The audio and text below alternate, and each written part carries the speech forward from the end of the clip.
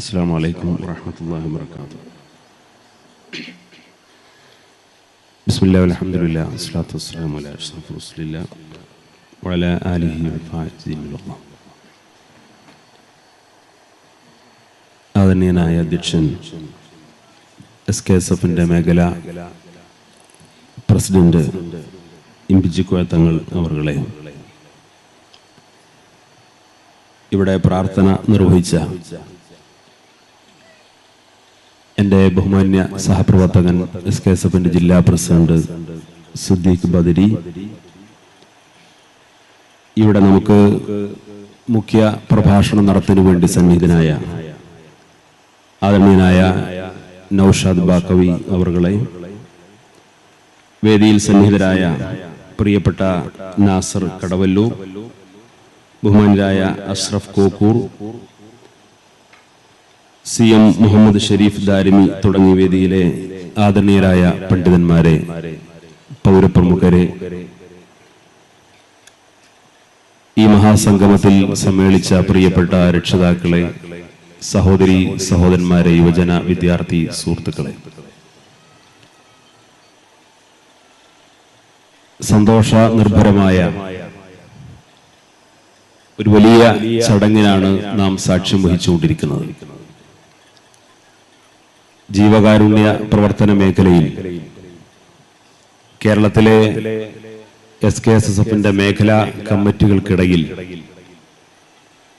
വളരെ നേരത്തെ ശ്രദ്ധേയമായ പങ്ക് വഹിച്ചുകൊണ്ടിരിക്കുന്ന ഒരു കമ്മിറ്റിയാണ് ഈ കുന്നംകുളം മേഖലാ കമ്മിറ്റി. SKSF-ന്റെ സഹചാരി പോലെയുള്ള റിലീഫ് വിഭാഗത്തിന്റെ പ്രവർത്തനങ്ങൾ തുടക്കം കുറിക്കുന്ന സമയത്ത്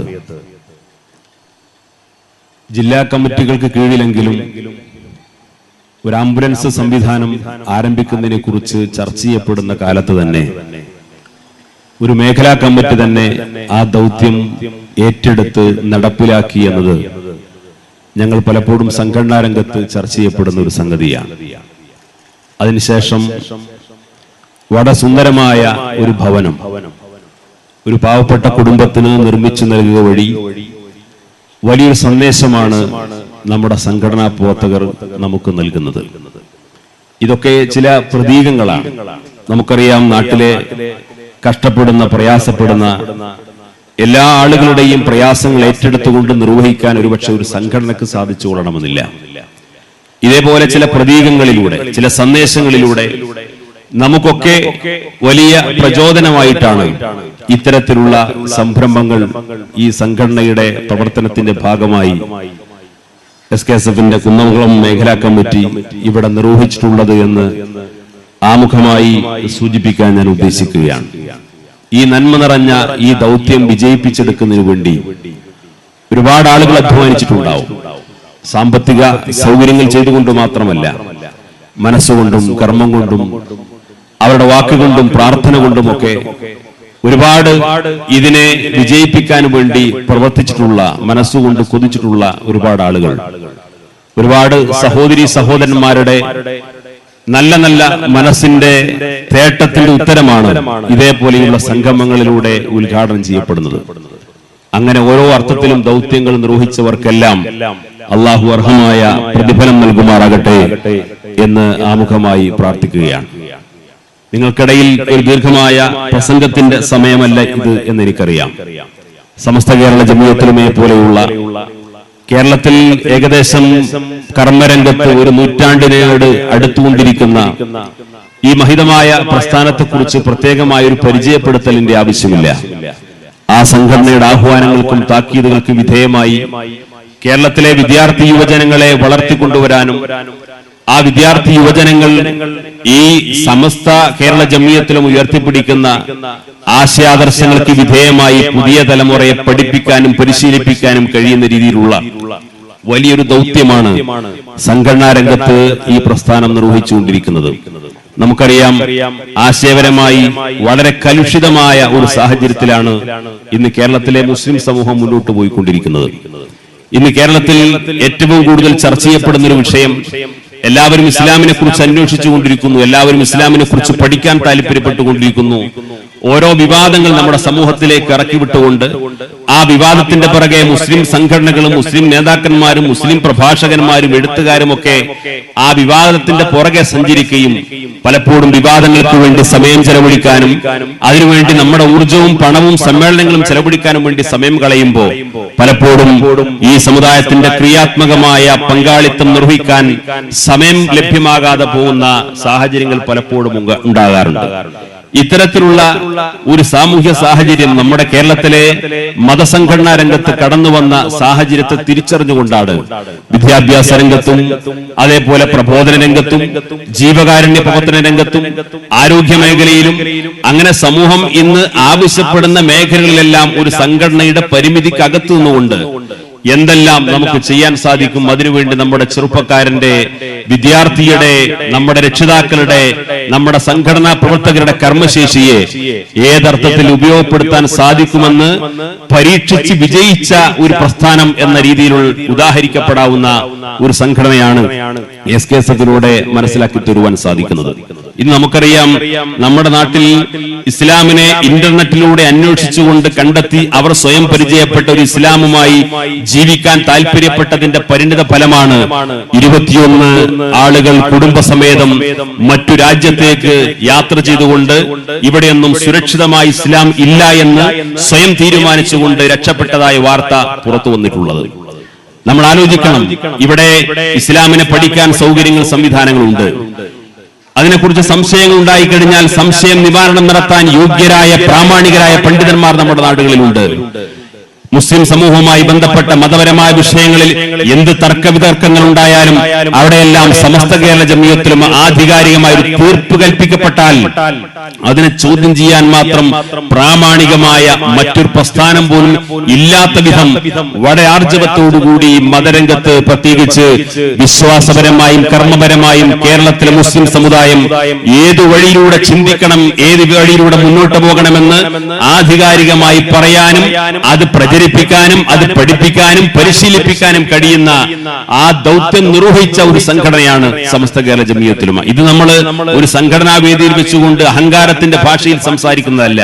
കഴിഞ്ഞ 90 വർഷക്കാലം ഈ ദൗത്യം നമ്മുടെ സമൂഹത്തിനിടയിൽ വിജയിപ്പിച്ച് കാണിച്ചു കൊടുത്തു എന്നുള്ളതാണ് ഈ പ്രസ്ഥാനത്തിന്റെ ഏറ്റവും വലിയ സന്ദേശം എന്ന് പറയുന്നത്. സമസ്ത കേരള ജമിയത്തുൽ ഉലമ കേരളത്തിലെ മുസ്ലിം സമൂഹത്തിന് എന്ത് സംഭാവന ചെയ്തു എന്ന് ചോദിക്കുന്ന ആളുകളുണ്ട്. ആയിരക്കണക്കിന് പള്ളികളുടെയും മദ്രസകളുടെയും ദർസുകളുടെയും അറബി കോളേജുകളുടെയും കണക്കല്ല നമുക്ക് പറയാനുള്ളത്. അതിനേക്കാൾ അപ്പുറം ഈ കേരളത്തിൽ ദീനീ പഠനത്തിനു വേണ്ടിയും ദീനീയായ അന്തരീക്ഷം നിലനിൽക്കാനും വേണ്ടിയിട്ട് ഈ പള്ളികളും മദ്രസകളും ദർസുകളും അറബി കോളേജുകളും യതീംഖാനകളും ഇതേപോലെയുള്ള വിദ്യാഭ്യാസ ദഅവ സംരംഭങ്ങളൊക്കെ നിലനിൽക്കണമെന്ന് ആഗ്രഹിക്കുന്ന തലമുറകൾ മാറി മാറി വരുമ്പോഴും ഈ നന്മകൾ നിലനിൽക്കണമെന്ന് ആഗ്രഹിക്കുന്ന ആ മനോഭാവമുള്ള ഒരു ജനവിഭാഗത്തെ ഇവിടെ നിലനിർത്താൻ സാധിച്ചു എന്നുള്ളതാണ് സമസ്ത കേരള ജമിയത്തുൽ ഉലമ ചെയ്തിട്ടുള്ള ഏറ്റവും വലിയ സംഭാവന. കെട്ടിടങ്ങൾ ഉണ്ടാക്കാൻ ആർക്കും സാധിക്കും, വലിയ വലിയ കോൺക്രീറ്റ് കെട്ടിടങ്ങൾ ഉണ്ടാക്കാൻ സാധിക്കും, മണിമന്ദിരങ്ങൾ ഉണ്ടാക്കിയിട്ട് വലിയ വലിയ അവകാശവാദങ്ങൾ ഉന്നയിക്കാൻ സാധിക്കും. പക്ഷേ അള്ളാഹുവിന്റെ വിശുദ്ധമായ ദീനനുസരിച്ചുകൊണ്ട് ജീവിക്കുന്ന ഒരു തലമുറ, അത് തലമുറകൾ മാറി മാറി വന്നാലും ആ മനോഭാവം നമ്മുടെ സമൂഹത്തിൽ നിലനിൽക്കണമെന്ന് ആഗ്രഹിക്കുന്ന, അതിനുവേണ്ടി കൊതിക്കുന്ന, അതിനുവേണ്ടി അധ്വാനിക്കുന്ന, അതിനുവേണ്ടി പണം ചെലവഴിക്കുന്ന, അതിനുവേണ്ടി ആത്മാർത്ഥമായി പ്രാർത്ഥിക്കുന്ന ഒരു സമൂഹത്തെ നിലനിർത്താൻ കേരളത്തിലെ മുസ്ലിം സമൂഹത്തിനകത്ത് സമസ്ത കേരള ജമിയത്തുൽ ഉലമക്ക് സാധിച്ചിട്ടുണ്ട്. ഇതിന്റെ കാരണം എന്താണ്? ഇതിന് നേതൃത്വം കൊടുക്കുന്ന വിശുദ്ധരായ പണ്ഡിതന്മാരാണ്. ആ പണ്ഡിതന്മാരെ നോക്കിയാൽ, ആ പണ്ഡിതന്മാരെ കുറിച്ച് അന്വേഷിച്ചാൽ, ആ പണ്ഡിതന്മാരെ കുറിച്ച് പരിശോധിച്ചാൽ ആർക്കും നിഷ്പക്ഷമായ അന്വേഷണത്തിലൂടെ ബോധ്യപ്പെടും യഥാർത്ഥ ഇസ്ലാമിന്റെ ആ വൈജ്ഞാനികമായ ആ ദൗത്യങ്ങൾ അവർ സ്വയം മനസ്സിലാക്കാനും സ്വയം പഠിക്കാനും അത് മറ്റുള്ളവർക്കിടയിൽ പ്രസംഗിക്കാനോ എഴുതുവാനോ പഠിപ്പിച്ചു കൊടുക്കാനോ മാത്രമല്ല, ആ ഇസ്ലാമിനെ സ്വയം ജീവിച്ചു കാണിച്ചു കൊടുക്കാൻ സൗഭാഗ്യം സിദ്ധിച്ചവരാണ് എന്നുള്ളതാണ് സമസ്ത കേരള ജമിയത്തുൽ ഉലമയുടെ ഈ നേതൃത്വത്തിന്റെ ഏറ്റവും വലിയ പ്രത്യേകത. ഇന്നിവിടെ ഇസ്ലാമിനെ അന്വേഷിക്കുന്ന ആളുകൾ, ഇന്റർനെറ്റിലൂടെ ഇസ്ലാമിനെ അന്വേഷിക്കുന്ന ആളുകൾ ഇന്റർനെറ്റിലൂടെ പുതിയ പുതിയ ഫത്വകൾ തരപ്പെടുത്തി തങ്ങളുടെ ബുദ്ധിക്കും യുക്തിക്കും അനുസരിച്ചുകൊണ്ടൊക്കെ ഇസ്ലാമിനെ വ്യാഖ്യാനിക്കുന്ന ആളുകൾ വളരെ ഗൗരവത്തോടുകൂടി ചിന്തിക്കേണ്ട ഒരു സംഗതി, ഇന്ത്യയെ പോലെയുള്ള ഒരു ബഹുസ്വര സമൂഹത്തിനിടയിൽ മുസ്ലിം സമൂഹം എങ്ങനെ ജീവിക്കണമെന്ന് ഇന്ന് പുതിയൊരു പ്രഭാഷണത്തിലൂടെ ആരെങ്കിലും അറിയിക്കേണ്ട സംഗതിയല്ല. നേരെ മറിച്ച് ആയിരക്കണക്കിന് സാദാത്തുക്കളിലൂടെ, സൂഫിവര്യന്മാരിലൂടെ, ഉഖ്റവിയായ പണ്ഡിതന്മാരിലൂടെ അവരുടെ പറഞ്ഞു വെച്ചതല്ല, അവരുടെ ജീവിച്ചു കാണിച്ചു തന്നതാണ്.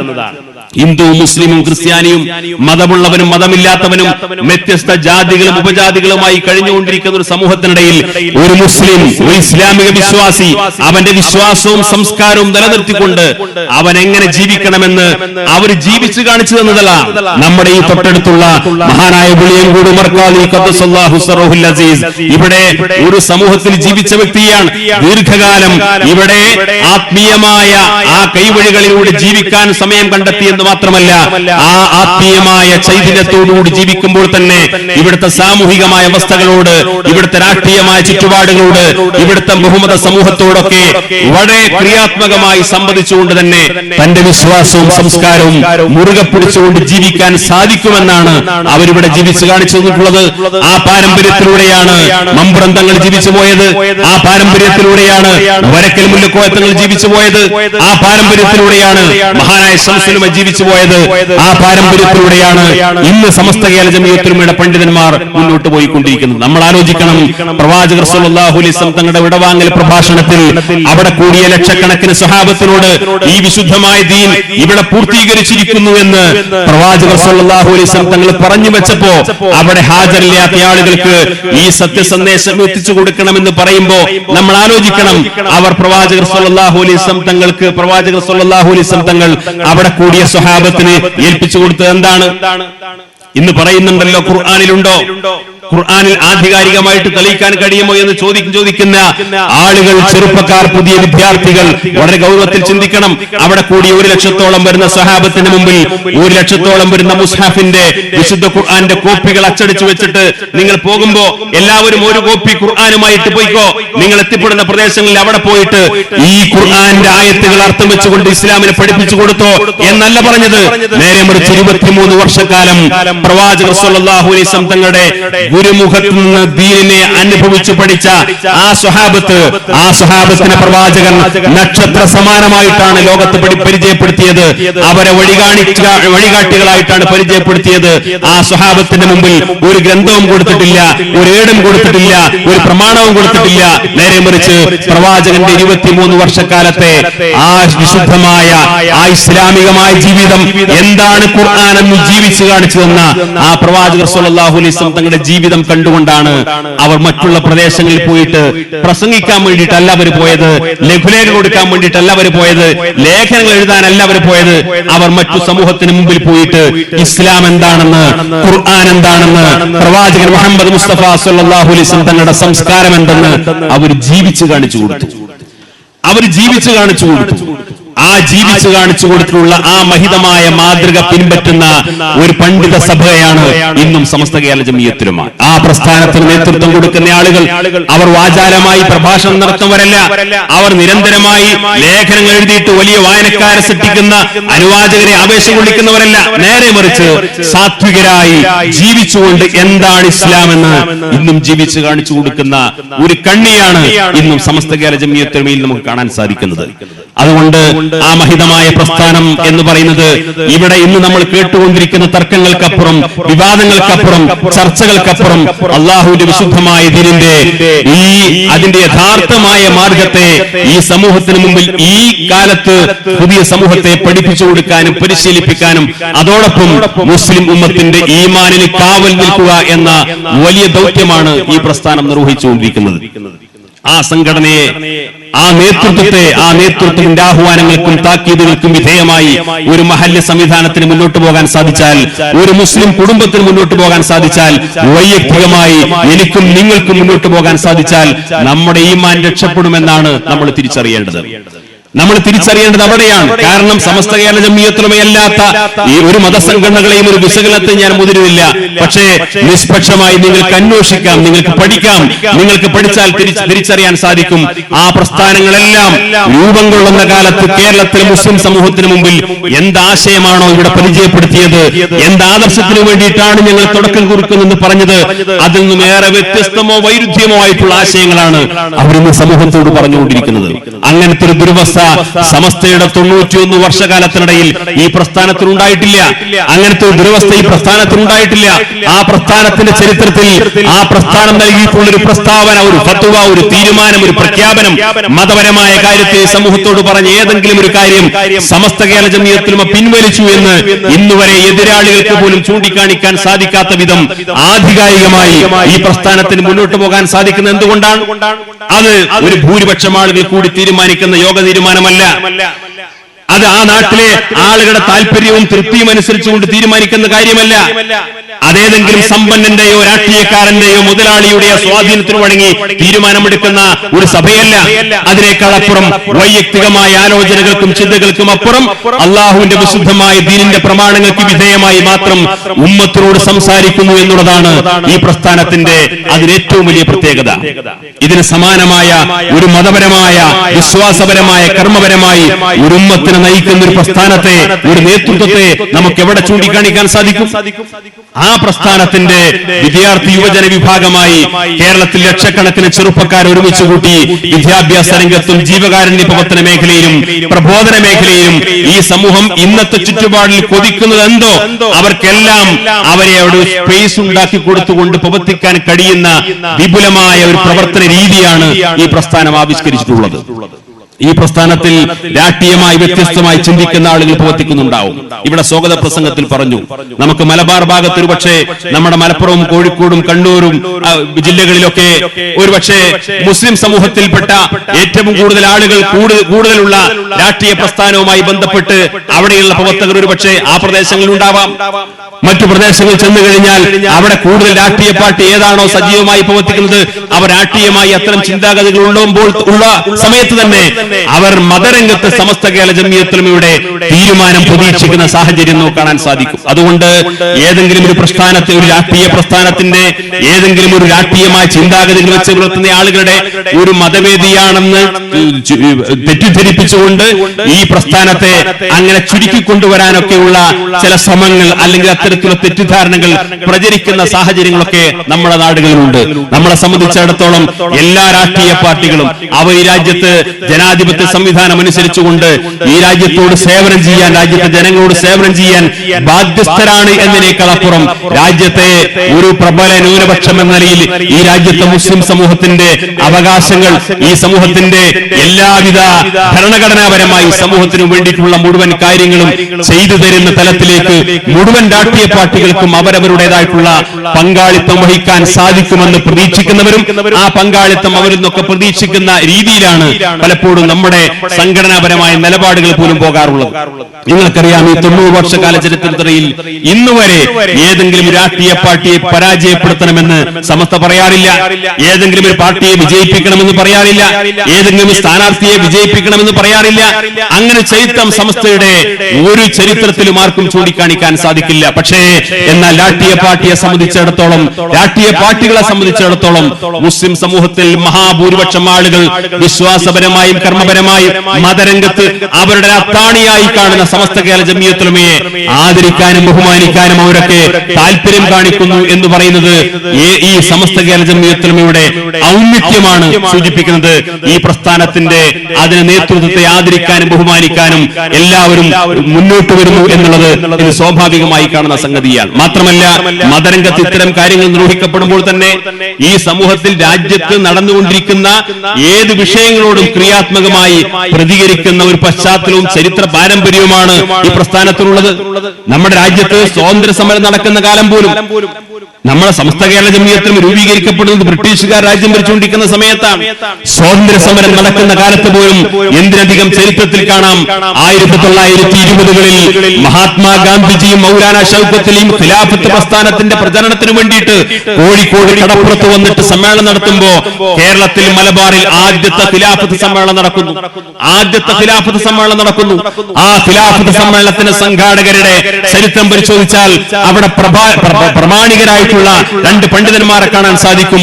ഒന്ന് മഹാനായ പാങ്ങിൽ അഹമ്മദ് മുസ്ലിയാർ, മറ്റൊന്ന് പാനായിക്കുളം അബ്ദുറഹ്മാൻ മുസ്ലിയാർ. രണ്ടുപേരും സമസ്ത കേരള ജമിയത്തുൽ ഉലമയുടെ സ്ഥാപക നേതാക്കളായിരുന്നു.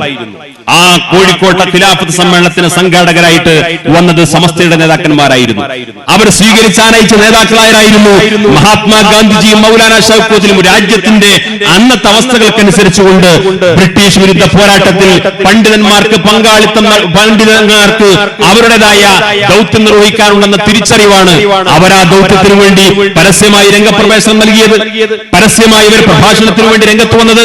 മലബാർ സമരവും വഴിതെറ്റി സഞ്ചരിക്കുന്ന അവസ്ഥ ഉണ്ടായപ്പോ മലപ്പുറം കോട്ടക്കുന്നിൽ വെച്ചുകൊണ്ട് ആ സമര പോരാളികളെ അവരെ അടക്കി നിർത്തിക്കൊണ്ട് അവർക്ക് ആവശ്യമായ വിവേകത്തിന്റെ സന്ദേശം നൽകിക്കൊണ്ട് പ്രഭാഷണം നിർവഹിച്ച ഒരു മതപണ്ഡിതനെ ഇന്ത്യയുടെ സ്വാതന്ത്ര്യ സമര ചരിത്രത്തിൽ ചൂണ്ടിക്കാണിക്കാൻ സാധിക്കുമെങ്കിൽ അത് സമസ്ത കേരള ജംഇയ്യത്തുലമയുടെ സ്ഥാപക നേതാവായ പാങ്ങിൽ അഹമ്മദ് മുസ്ലിയാരെയാണ്.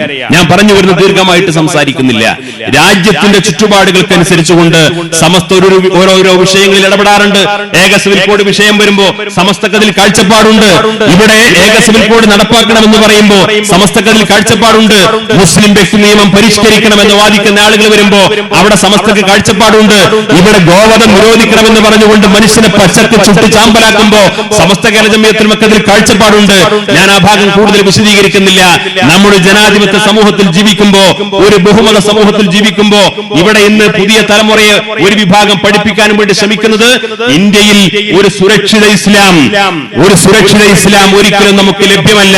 അതുകൊണ്ട് നമ്മൾ ഏതെങ്കിലും മലമുകളിൽ പോയിട്ട് കാട്ടിൻ പ്രദേശങ്ങളിൽ പോയിട്ട് ആടിനെ നോക്കി ജീവിച്ചാലും വേണ്ടില്ല, ഇവിടെ ഒരു ബഹുമത സമൂഹത്തിൽ ഒരു സമ്പൂർണ്ണ മുസ്ലിമായി ജീവിക്കാൻ സാധ്യമല്ലെന്ന് ഇവിടെ ഒരു വിഭാഗം പറഞ്ഞു പ്രചരിപ്പിക്കുമ്പോ അത് ഇസ്ലാമല്ല. ആ ബഹുസ്വരതയെ നിഷേധിക്കുന്ന അത്തരത്തിലുള്ള ഒരു ഇസ്ലാം ഈ ഇസ്ലാമിക പ്രമാണം അംഗീകരിക്കുന്നില്ല എന്ന് ആർജവത്തോടുകൂടി തുറന്നു പറയാൻ തന്റെ ഇടം കാണിച്ച ഒരേ ഒരു പണ്ഡിത പ്രസ്ഥാനം സമസ്ത കേരള ജംഇയ്യത്തുലമയാണ്. എന്നാൽ ബഹുസ്വരതയെ ഉൾക്കൊള്ളണമെന്നും അതിനോട് ക്രിയാത്മകമായ സമീപനം സ്വീകരിക്കണമെന്നും ഒരു ഭാഗത്ത് പറയുമ്പോ അങ്ങനെയല്ല. നമുക്ക് ബഹുസ്വരതയെ പൂർണ്ണമായിട്ടും ഉൾക്കൊള്ളാൻ സാധിക്കും. ആ ബഹുസ്വരതയെ ഉൾക്കൊള്ളാൻ വേണ്ടിയിട്ട് നമ്മളൊക്കെ ബഹുസ്വരതയെ ഉൾക്കൊള്ളുന്നവരാണ്, നമ്മളൊക്കെ സാമുദായിക സൗഹാർദ്ദത്തിന്റെ വാക്താക്കളാണ് എന്ന് വരുത്തി തീർക്കാൻ വേണ്ടിയിട്ട് ഒരുതരം അൾട്രാ സെക്യുലറിസ്റ്റുകളുമായിട്ട് രംഗത്ത് വന്നിട്ട് അങ്ങനെ നമ്മളൊക്കെ ഇവിടുത്തെ സാമുദായിക സൗഹാർദ്ദത്തിന്റെ അപ്പോസ്തലന്മാരാണ് എന്ന് പറഞ്ഞ് രംഗത്ത് വരാനും അത് പ്രചരിപ്പിക്കാനും വേണ്ടി വിശ്വാസത്തിന്റെയും സംസ്കാരത്തിന്റെയും അതിർവരമ്പുകളൊക്കെ ലംഘിച്ചിട്ട് നിലവിളക്ക് കത്തിക്കാനും അതേപോലെ മതപരമായ വിരുദ്ധമായ പ്രവർത്തനങ്ങളിലേക്ക് ഏർപ്പെടാനും വന്നാലും അവിടെയും ഇടപെടാൻ സമസ്ത കേരള ജംഇയ്യത്തുലമ തന്റെ ഇടം കാണിക്കും. ഇത് രണ്ട് ഭാഗത്തും ഇടപെടാൻ സമസ്ത കേരള ജംഇയ്യത്തുലമ തന്റെ ഇടം കാണിക്കും. കാരണം സമസ്തക്ക് വിഷയം രാഷ്ട്രീയമല്ല, സമസ്തക്ക് വിഷയം സാമുദായികമായ സന്തുലിതമല്ല. അതിനേക്കാൾ അപ്പുറം ഇവിടെ പ്രധാനം ഈമാനാണ്. മുസ്ലിം ഉമ്മത്തിന്റെ ഈമാനിന് കാവൽ നിൽക്കുക എന്ന വലിയ ചരിത്രപരമായ ദൗത്യമാണ് ഈ പ്രസ്ഥാനം നിർവഹിച്ചുകൊണ്ടിരിക്കുന്നത്. ആ ചരിത്രപരമായ ദൗത്യം നിർവഹിച്ചുകൊണ്ട് ആ മൂസയിൽ വാർക്കപ്പെട്ട സാമൂഹികമായ അന്തരീക്ഷത്തെ പൊട്ടിത്തകർക്കാനും വേണ്ടിയിട്ട് ബഹുസ്വരതയെ സമ്പൂർണ്ണമായി നിഷേധിക്കുന്നവർ വന്നാലും അതിനെ സമസ്ത എതിർക്കും. ബഹുസ്വരത ഉൾക്കൊള്ളുന്നു എന്ന് പറഞ്ഞുകൊണ്ട് വിശ്വാസവും സംസ്കാരമൊക്കെ മാറ്റിവെച്ചുകൊണ്ടുള്ള എന്തെങ്കിലും കോംപ്രമൈസിന് വന്നാലും അവിടെയും സമസ്ത ഇടപെടും. കാരണം ഇവിടെ പ്രധാനം മതപരമായ പ്രമാണങ്ങളാണ്. ഈ സമൂഹത്തിന്റെ വിശ്വാസവും സംസ്കാരവും കാത്തുസൂക്ഷിക്കലാണ്. ആ ദൗത്യമാണ് എല്ലാ കാലത്തും ഈ പ്രസ്ഥാനം നിർവഹിച്ചിട്ടുള്ളത്. ആ ദൗത്യ നിർവഹണം നടത്തുന്ന തന്റെ ഇടത്തോടുകൂടി മതത്തിന്റെ പ്രമാണങ്ങൾക്കനുസരിച്ചുകൊണ്ട് ഒരു സമൂഹത്തിൽ നേതൃപരമായ പങ്കാളിത്തം വഹിക്കുക എന്ന ഈ ദൗത്യം സമസ്ത കേരള ജംഇയ്യത്തുലമ നിർവഹിക്കുമ്പോൾ സ്വാഭാവികമായും ആ ദൗത്യം നിർവഹിക്കുന്ന ഈമാനികമായ ആ കാവൽക്കാരായി പ്രവർത്തിച്ചുകൊണ്ടിരിക്കുന്ന ആ ദൗത്യം ഇവിടെ നിർവഹിക്കപ്പെടുമ്പോ നമ്മുടെ ചെറുപ്പക്കാർക്കിടയിലൊക്കെ വലിയ തെറ്റിദ്ധാരണ പരത്താൻ വേണ്ടിയിട്ട് പല ആളുകളും ശ്രമിച്ചുകൊണ്ടിരിക്കുന്നു. നമ്മുടെ രാജ്യം വലിയ അപകടാവസ്ഥയിലേക്ക് പോവുകയാണ്. ഇവിടെ വലിയ മതപരിവർത്തനത്തിന്റെ പേര് പറഞ്ഞുകൊണ്ട് വലിയ അപകടം സംഭവിച്ചുകൊണ്ടിരിക്കുന്നു എന്നൊക്കെ പറഞ്ഞിട്ട് ഇവിടെ ഏതെങ്കിലും ഹിന്ദുത്വവാദികളോ ഏതെങ്കിലും സവർണ ഫാഷിസ്റ്റ് ശക്തികളോ എന്തെങ്കിലും കുപ്രചരണങ്ങളുമായിട്ട് കടന്നു വരുമ്പോ അതിനോട് എന്ത് സമീപനമാണ് സ്വീകരിക്കേണ്ടത്? തീവ്രവാദപരമായ ആ പ്രവണതകളുമായിട്ട് ഇവിടെ പ്രഭാഷണങ്ങൾ നടത്താൻ വേണ്ടി ആളുകൾ രംഗത്ത് വന്നപ്പോഴും, ഇവിടെ ലേഖനങ്ങൾ എഴുതിയിട്ട് ആളുകൾ രംഗത്ത് വന്നപ്പോഴും, ഇവിടെ സംഘടനകൾ രൂപീകരിച്ചുകൊണ്ട് രംഗത്ത് വന്നപ്പോഴും ഈ തീവ്രവാദ പ്രവണതകളോട് സമസ്ത കേരള ജംഇയ്യത്തുലമയും അതിന്റെ വിദ്യാർത്ഥി യുവജന പ്രസ്ഥാനവും ഒക്കെ ശക്തമായ നിലപാട് സ്വീകരിച്ചിരുന്നു. ഇന്ത്യ രാജ്യത്തെ മുസ്ലിങ്ങൾക്ക് പ്രശ്നമില്ല എന്ന് നമ്മൾ പറയുന്നില്ല. ഈ രാജ്യത്തെ മുസ്ലിങ്ങൾക്ക് വെല്ലുവിളിയുണ്ട്, ശരിയാണ്. ഈ രാജ്യത്തെ മുസ്ലിങ്ങൾക്ക് ഒരുപാട് പ്രതിസന്ധികളുണ്ട്, ശരിയാണ്. ഈ രാജ്യത്തെ മുസ്ലിം സമുദായത്തെ ചുട്ടു ചാമ്പലാക്കാൻ വേണ്ടി രംഗത്ത് വരുന്ന സവർണ ഫാസിസ്റ്റുകളുണ്ട്, ശരിയാണ്. പക്ഷെ അതിനെങ്ങനെ പ്രതിരോധിക്കണം? ഈ രാജ്യത്ത് ഒരു നിയമമുണ്ട്, ഒരു ഭരണഘടനയുണ്ട്, ഒരു വ്യവസ്ഥിതിയുണ്ട്. ആ വ്യവസ്ഥിതിക്കകത്തുനിന്നുകൊണ്ട് പ്രതിരോധിക്കലാണ് ഇസ്ലാമിക പ്രമാണം അംഗീകരിക്കുന്നത്. ഇന്ത്യ രാജ്യത്ത് നരേന്ദ്രമോദി ഭരിക്കുമ്പോൾ തന്നെയാണ് ഈ രാജ്യത്തിന്റെ സുപ്രീം കോടതിയുടെ ജസ്റ്റിസ് ടി.എസ്. ഠാക്കൂർ പരസ്യമായിട്ട് തുറന്നു പറഞ്ഞത്, ഇന്ത്യ രാജ്യത്ത് അന്യ രാജ്യങ്ങളിലുള്ള ഒരു പൗരന് പോലും ഇവിടെ നിയമപരിരക്ഷ കൊടുക്കണമെന്ന് പറയുന്ന ഒരു ഭരണഘടന ഇന്ത്യ രാജ്യത്തുള്ളിടത്തോളം കാലം ഈ രാജ്യത്തെ മുഴുവൻ പൗരന്മാർക്കും ഭരണഘടനാപരമായ സുരക്ഷിതത്വം നൽകുമെന്ന് ഈ രാജ്യത്തിലെ സുപ്രീം കോടതിയുടെ ചീഫ് ജസ്റ്റിസ് വിളിച്ചു പറയാൻ മാത്രം ഇന്ത്യ രാജ്യത്തെ ജുഡീഷ്യറി ഉണർന്നിരിക്കുന്ന കാലത്ത് ഇവിടെ കപടമായ സാമുദായികമായ സേവനത്തിന്റെയും സമുദായത്തിനു വേണ്ടി എല്ലാം അർപ്പിക്കുന്നു എന്നൊക്കെ പറഞ്ഞുകൊണ്ട് ഇവിടെ അബദ്ധജടിലമായ വാദങ്ങൾ ഉന്നയിച്ചുകൊണ്ട് വിശുദ്ധ ഖുർആനിലെ സൂക്തങ്ങളെ സാഹചര്യത്തിൽ നിന്ന് അടർത്തി മാറ്റിയിട്ട് ജിഹാദിന്റെ പുതിയ ആശയങ്ങളൊക്കെ പ്രചരിപ്പിക്കാൻ വേണ്ടി വരുന്ന ആളുകൾ വളരെ ഗൗരവത്തോടുകൂടി ചിന്തിക്കണം. സമുദായത്തോട് കൂറോടുകൂടി പ്രതിബദ്ധതയോടുകൂടി താല്പര്യത്തോടുകൂടിയാണ് ഇത്തരം നിലപാടുകളുമായി മുന്നോട്ട് വരുന്നെങ്കിൽ അവർ ഗൗരവത്തോടുകൂടി ചിന്തിക്കേണ്ട സംഗതി, ഈ രാജ്യത്തെ വ്യവസ്ഥിതി അംഗീകരിച്ചുകൊണ്ട്, ഈ രാജ്യത്തെ സാമുദായികമായ സൗഹാർദ്ദം നിലനിൽക്കണമെന്ന് ആഗ്രഹിച്ചുകൊണ്ട്, ഈ രാജ്യത്ത് മുസ്ലിം സമുദായത്തിന്റെ പക്ഷത്ത് തീവ്രവാദം വന്നാലും, ഹൈന്ദവ സമൂഹത്തിന്റെ പക്ഷത്ത് തീവ്രവാദം വന്നാലും, ക്രൈസ്തവ സമൂഹത്തിന്റെ പക്ഷത്ത് തീവ്രവാദം വന്നാലും, ഇടതുപക്ഷത്തിന്റെ ഭാഗത്ത് തീവ്രവാദം ഉണ്ടായാലും, ഏത് തലത്തിൽ നിയമത്തെ അതിലംഘിക്കുന്ന പ്രവർത്തനം വന്നാലും അതിനെയെല്ലാം എതിർക്കുന്നവരാണ് ഇന്ത്യ രാജ്യത്തെ മഹാഭൂരിപക്ഷം വരുന്ന ജനങ്ങളും. മുസ്ലിങ്ങൾ മാത്രമല്ല, ക്രിസ്ത്യാനികൾ മാത്രമല്ല, മുഹമ്മദ് അഖ്ലാഖ് എന്ന് പറയുന്ന 50 വയസ്സുകാരനായ ഒരു മനുഷ്യനെ ബീഫ് മാംസം സൂക്ഷിച്ചു എന്ന ദുരാരോപണം ഉന്നയിച്ചിട്ട് നട്ടപ്പാതിര നേരത്ത് ഉറങ്ങിക്കിടക്കുന്ന മനുഷ്യനെ വീട്ടിന്റെ പുറത്തേക്ക് ഒലിച്ചിട്ട് പട്ടിയെ പോലെ തല്ലിക്കൊല്ലുന്ന സാഹചര്യം ഉണ്ടായപ്പോ മുസ്ലിങ്ങൾ മാത്രമാണോ അതിനെതിരെ പ്രതിഷേധിക്കാൻ വന്നത്? അത് മുസ്ലിം പ്രശ്നമായിട്ടാണോ നമ്മുടെ രാജ്യത്ത് ഉയർന്നു വന്നത്? അല്ല, ഈ രാജ്യത്തെ മനുഷ്യന്റെ പ്രശ്നമായിട്ടാണ്. ഈ രാജ്യത്തെ മനുഷ്യന്റെ ഭക്ഷ്യ സ്വാതന്ത്ര്യവുമായി ബന്ധപ്പെട്ട വിഷയമായിട്ടാണ്. എന്ന് പറഞ്ഞാൽ ഈ രാജ്യത്തെ മുസ്ലിം ആണെങ്കിലും ഹിന്ദു ആണെങ്കിലും ക്രിസ്ത്യാനിയാണെങ്കിലും ഭരണഘടനാപരമായ അവകാശങ്ങൾ നിഷേധിക്കപ്പെടുന്നിടത്ത് ഈ രാജ്യത്തെ മുഴുവൻ സമുദായവും ഒരുമിച്ച് നിൽക്കാൻ കഴിയുന്ന ഒരു രാഷ്ട്രീയ സാമൂഹ്യ ചുറ്റുപാട് ഇന്ന് നമ്മുടെ രാജ്യത്തുണ്ട്. എന്നാൽ ഇവിടെ ഈ രാഷ്ട്രീയമായ സാമൂഹ്യമായ ചുറ്റുപാടിനെ തകിടം മറിച്ച് ഇവിടെ സാമുദായികമായ വികേന്ദ്രീകരണം ഉണ്ടാക്കി ഇവരെ തമ്മിൽ പരസ്പരം സംശയവും വിദ്വേഷവും വളർത്തുന്ന രീതിയിൽ ഒരു ഭാഗത്ത് ഫാഷിസ്റ്റ് ശക്തികൾ പ്രവർത്തിച്ചുകൊണ്ടിരിക്കുമ്പോ മറുഭാഗത്ത് അതിന് പകരമായിട്ട് ഒരു പ്രതി തീവ്രവാദത്തിന്റെ വഴികൾ സ്വീകരിച്ചുകൊണ്ട് മുന്നോട്ട് വന്നു കഴിഞ്ഞാൽ അത് ഈ സമുദായത്തെ സംരക്ഷിക്കലല്ല, ഈ സമുദായത്തെ കൂടുതൽ അരക്ഷിതാവസ്ഥയിലേക്ക് നയിക്കാനുള്ള ശ്രമമാണ് ഉണ്ടാവുക എന്ന് വളരെ ഗൗരവത്തോടുകൂടി ചിന്തിക്കേണ്ടതാണ്. ഞാൻ അവസാനിപ്പിക്കുന്നു. ഇതേപോലെയുള്ള ഇന്ത്യയെ പോലെയുള്ള ഒരു ബഹുമത രാജ്യത്ത്, ഒരു ബഹുമത സമൂഹത്തിൽ ഒരു സത്യവിശ്വാസി, ഒരു മുസ്ലിം എങ്ങനെ ജീവിക്കണമെന്ന് വളരെ കൃത്യമായ നിർദ്ദേശാനുസരണങ്ങളോട് കേരളത്തിലെ ചെറുപ്പക്കാരെയും വിദ്യാർത്ഥികളെയും ഒക്കെ അതിന്റെ വഴികളിലൂടെ തന്നെ നിലനിർത്തി അതിനാവശ്യമായ പ്രചാരണങ്ങളും ക്യാമ്പയിനുകളും നടത്തിയിട്ട് മുന്നോട്ട് പോകുന്ന ഒരു സംഘടനാ സംവിധാനമായിട്ടാണ് SKSF ഇന്ന് പ്രവർത്തിച്ചുകൊണ്ടിരിക്കുന്നത്. ഇങ്ങനെ ഒരു ബഹുമത സമൂഹത്തിൽ അവർ നിർവഹിക്കപ്പെടേണ്ട ദൗത്യമെല്ലാം ഒരു ഭാഗത്ത് നിർവഹിക്കുമ്പോൾ തന്നെ ഇത്തരത്തിലുള്ള വിവാദങ്ങളും ഇത്തരത്തിലുള്ള പ്രശ്നങ്ങളും നമുക്ക് ഉയർന്നു വരുമ്പോൾ ഇസ്ലാമിക പക്ഷത്തിന്റെ നന്മയുടെ പക്ഷത്തു നിന്നുള്ള പ്രതികരണങ്ങളൊക്കെ ഒരു ഭാഗത്തുണ്ടാകുമ്പോൾ തന്നെ മറുഭാഗത്ത് ഈ സമുദായത്തിൽ പാവപ്പെട്ട ചെറുപ്പക്കാരൻ വിദ്യാർത്ഥി അവന് വിദ്യാഭ്യാസം നേടണം, കഷ്ടപ്പെടുന്നവന് വീടുണ്ടാവണം, രോഗികൾക്ക് ആശ്വാസം ലഭിക്കണം, അതേപോലെയുള്ള ഒരുപാട് ജീവകാരുണ്യ പ്രവർത്തനത്തിനു വേണ്ടി ഒരുപാട് പദ്ധതികൾ ആവിഷ്കരിച്ചുകൊണ്ട് മുന്നോട്ട് പോകുന്ന ഒരു രീതിയാണ് ഈ സംഘടന അവലംബിച്ചുകൊണ്ടിരിക്കുന്നത്.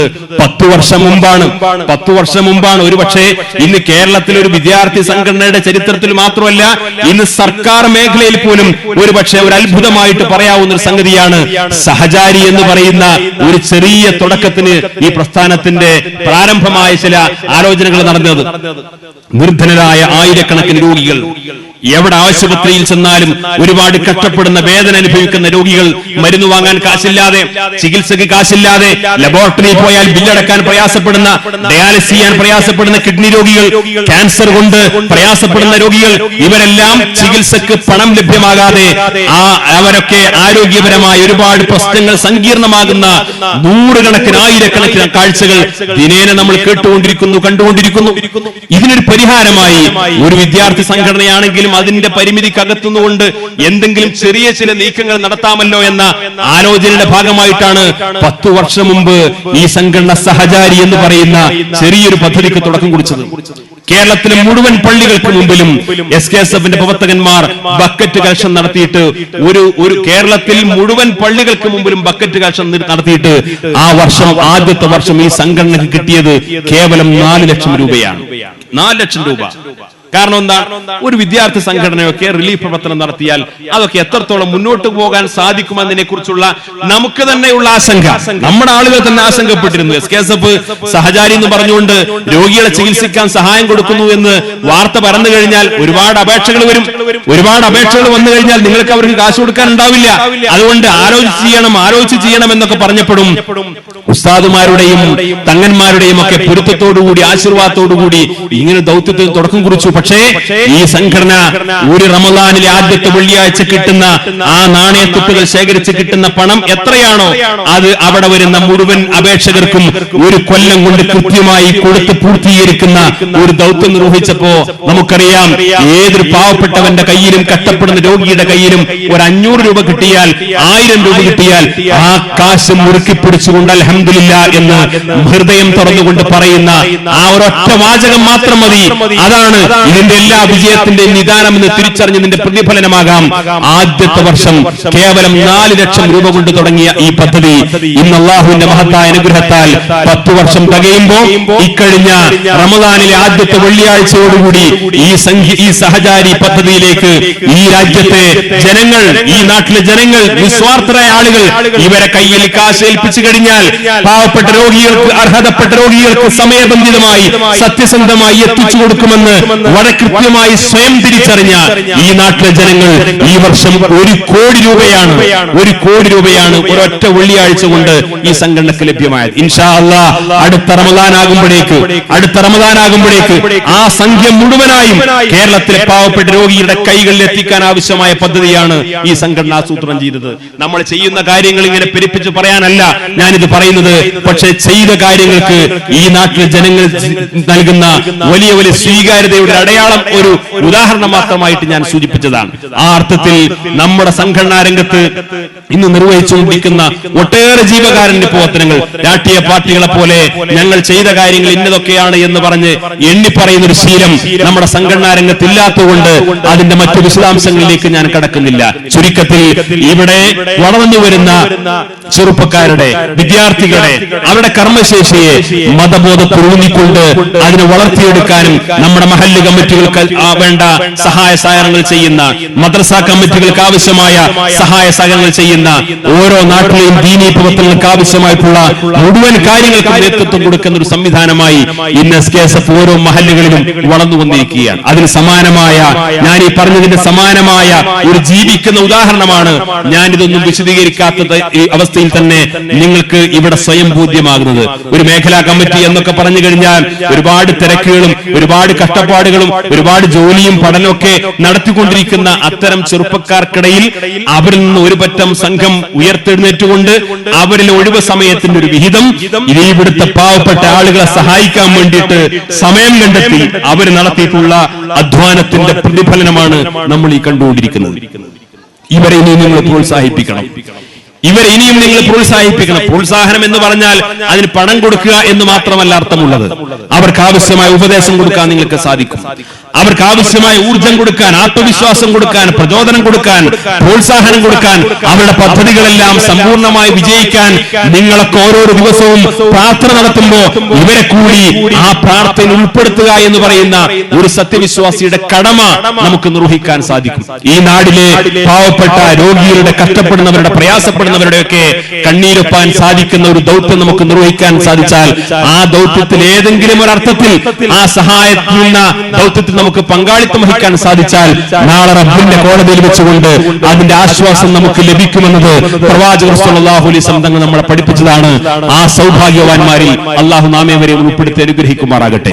ഇവിടെ ഈ ഒരു വലിയ ദൗത്യത്തിനു വേണ്ടി രംഗത്ത് വന്നിട്ടുള്ള എന്റെ പ്രിയപ്പെട്ട സഹോദരന്മാരോട് ഒരാത്മവിശ്വാസത്തോടുകൂടി ഇവിടെ വന്ന് കുറച്ച് സമയം ഇവിടുത്തെ പ്രവർത്തനങ്ങളുമായിട്ടൊക്കെ ബന്ധപ്പെട്ട് അന്വേഷിച്ചു നോക്കിയപ്പോ തൊട്ടടുത്ത ശാഖയിൽ തൊട്ടടുത്തൊരു യൂണിറ്റ് കമ്മിറ്റി അവർ മുൻകൈ എടുത്തിട്ട് അവിടെയുള്ള 10-15 വീട്ടുകാർക്ക് ഉപകാരപ്പെടുന്ന രീതിയിൽ കുഴൽക്കിണർ കുത്തി മോട്ടോർ വെച്ചിട്ട് പമ്പ് സെറ്റ് വെച്ചു കൊടുത്തിട്ട് ഒരു ശാഖയിൽ 10-60ഓളം വരുന്ന കുടുംബങ്ങൾക്ക് വെള്ളം എത്തിച്ചു കൊടുക്കുന്ന ഒരു വലിയ ദൗത്യം ഒരു ശാഖാ കമ്മിറ്റി ചെയ്തുകൊണ്ടിരിക്കുന്നു എന്ന് എന്റെ പ്രിയപ്പെട്ട സഹപ്രവർത്തകന്മാർ പറയുകയുണ്ടായി. ഇങ്ങനെ ഓരോ നാട്ടിലും SKSF-ന്റെ പ്രവർത്തകന്മാർ ചെയ്തുകൊണ്ടിരിക്കുന്ന ദൗത്യം എന്ന് പറയുന്നത് ഒരു ഭാഗത്ത് മതപരമായ കാര്യത്തിൽ യാതൊരു വിട്ടുവീഴ്ചയുമില്ലാതെ സമസ്ത കേരള ജംഇയ്യത്തുൽ ഉലമയുടെ ആഹ്വാനങ്ങൾക്കും താക്കീതുകൾക്കും വിധേയമായി അതിനനുസരിച്ച് സാമൂഹിക ക്രമം വളർത്തുക, മറുഭാഗത്ത് ഇതേപോലെയുള്ള വ്യത്യസ്തമായ ജീവകാരുണ്യ പ്രവർത്തനങ്ങൾക്ക് നേതൃത്വം കൊടുക്കുക, ഇവിടെ ഇസ്ലാമികമായ പ്രബോധന പ്രവർത്തനങ്ങൾക്കും വിദ്യാഭ്യാസ പ്രവർത്തനങ്ങൾക്കും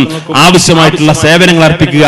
ഈ രീതിയിൽ ബൃഹത്തായ പദ്ധതികളോടുകൂടിയുള്ള സംഘടനാ സംവിധാനമായിട്ടാണ് ഈ പ്രസ്ഥാനം മുന്നോട്ട് പോകുന്നത്. കുന്നംകുളം മേഖലാ കമ്മിറ്റി ഇവിടെ തുടക്കം കുറിച്ചിട്ടുള്ള വ്യത്യസ്തമായ പദ്ധതികൾ, ആംബുലൻസ് സർവീസ് ആണെങ്കിലും ഇന്ന് സമർക്കന്ത് ഭവന്റെ ഉദ്ഘാടനമാണെങ്കിലും ഇനി ഇവരിവിടെ പ്രഖ്യാപിക്കാൻ പോകുന്ന പുതിയ പുതിയ പദ്ധതികളാണെങ്കിലും എല്ലാം ഒരു കാര്യം നിങ്ങൾ മനസ്സിലാക്കണം. ഈ SKSF-ന്റെ മേഖലാ സെക്രട്ടറി നാളെ പഞ്ചായത്ത് തെരഞ്ഞെടുപ്പിൽ മത്സരിക്കാൻ പോകുന്നവനല്ല. ഇവിടുത്തെ SKSF-ന്റെ ശാഖാ സെക്രട്ടറി നാളെ അതിന്റെ പേരിൽ നിങ്ങളുടെ മുമ്പിൽ വന്നിട്ട് വോട്ട് ചോദിക്കാൻ വന്നു വരുന്നവല്ല. അവൻ ഇതിന്റെ പ്രതിഫലം ഈ ഭൂമിയിൽ ആവശ്യമില്ല. അവൻ ഇതിന്റെ പ്രതിഫലം നാളെ റബ്ബിന്റെ കോടതിയിൽ നാളെ റബ്ബിന്റെ കോടതിയിൽ മാത്രം പ്രതീക്ഷിക്കുന്ന ആളുകളാണ്. ഇതിന്റെ എല്ലാം പ്രതിഫലം അവൻ നാളെ റബ്ബിന്റെ കോടതിയിൽ മാത്രം പ്രതീക്ഷിക്കുന്നവരാണ്. ഇവിടെ നിന്ന് പ്രശംസയോ, ഇവിടെ നിന്ന് മുഖസ്തുതിയോ, ഇവിടെ നിന്ന് പുകഴ്ത്തിപ്പറയലോ ഒന്നും SKSF-നെ സംബന്ധിച്ചിടത്തോളം, SKSF-ന്റെ പ്രവർത്തകന്മാരെ സംബന്ധിച്ചിടത്തോളം അവർ ഈ ലോകത്ത് ഈ ജീവിതകാലത്ത് മോഹിക്കുന്നവരല്ല. ഇവിടെ ചെയ്തിട്ടുള്ള നിസ്വാർത്ഥമായ അധ്വാനത്തിന്റെ പ്രതിഫലം നിങ്ങളോടൊരിക്കലും അവർ ചോദിക്കില്ല. അവർ ആ പ്രതിഫലം ചോദിക്കുന്നത് അള്ളാഹുവിനോട് മാത്രമാണ്. നാളെ റബ്ബിന്റെ കോടതിയിൽ ഇവിടെ നിന്ന് പാവപ്പെട്ടവനെ സഹായിക്കാൻ സാധിച്ചു കഴിഞ്ഞാൽ നാളെ അവൻ റബ്ബ് സഹായിക്കുമെന്ന പ്രതീക്ഷയാണ്. ഇവിടെ പാവപ്പെട്ടവന്റെ ദാഹമകറ്റാൻ അവൻ ശ്രമിച്ചു കഴിഞ്ഞാൽ നാളെ റബ്ബിന്റെ കോടതിയിൽ മഹ്ശറിൽ വെച്ചുകൊണ്ട് അവന്റെ ദാഹം ശമിപ്പിക്കാൻ അള്ളാഹു ശ്രമിക്കുമെന്നാണ് അവൻ ആഗ്രഹിക്കുന്നത്. ഈ രീതിയിൽ അത്തരത്തിലുള്ളൊരു ദൗത്യമാണ് നമ്മുടെ സംഘടന ഇവിടെ നിർവഹിച്ചുകൊണ്ടിരിക്കുന്നത്. ആ അർത്ഥത്തിൽ അതിനെ പ്രോത്സാഹിപ്പിക്കാനും പിന്തുണക്കുവാനും ഒക്കെ നിങ്ങൾ ആത്മാർത്ഥമായി പരിശ്രമിക്കണമെന്ന് മാത്രം സൂചിപ്പിച്ചുകൊണ്ട് ഇത്രയും വലിയ ഒരു ദൗത്യം നിർവഹിക്കാൻ മുന്നോട്ട് വന്ന എന്റെ പ്രിയപ്പെട്ട സഹപ്രവർത്തകരെ പ്രത്യേകമായി അഭിനന്ദിച്ചുകൊണ്ട് നിങ്ങൾ ഓരോരുത്തരുടെയും ഇവിടെ കൂടിയ മഹാന്മാരായ പണ്ഡിതന്മാരുടെ, അതേപോലെ സാദാത്തുക്കളുടെ, ഇവിടുത്തെ കാരണന്മാരുടെ, ഇവിടെ കൂടിയിട്ടുള്ള ഉമ്മ പെങ്ങന്മാരുടെ, സഹോദരിമാരുടെ, രക്ഷിതാക്കളുടെ നിങ്ങളുടെ എല്ലാം അനുമതിയോടുകൂടി ബിസ്മില്ലാഹിർ റഹ്മാനിർ റഹീം എന്ന വാക്യം ഉച്ചരിച്ചുകൊണ്ട് ഈ സമ്മേളനത്തിന്റെ ഔപചാരികമായ ഉദ്ഘാടന കർമ്മം നിർവഹിച്ചതായി അറിയിക്കുന്നു. നിങ്ങളുടെ പ്രാർത്ഥനകളിലൊക്കെ ഈ വിനീതനെ കൂടി ഉൾപ്പെടുത്തണമെന്ന് വസീയത്ത് ചെയ്യുന്നു. വാഖിറു ദഅവാനാ അൽഹംദുലില്ലാഹി റബ്ബിൽ ആലമീൻ. അസ്സലാമു അലൈക്കും.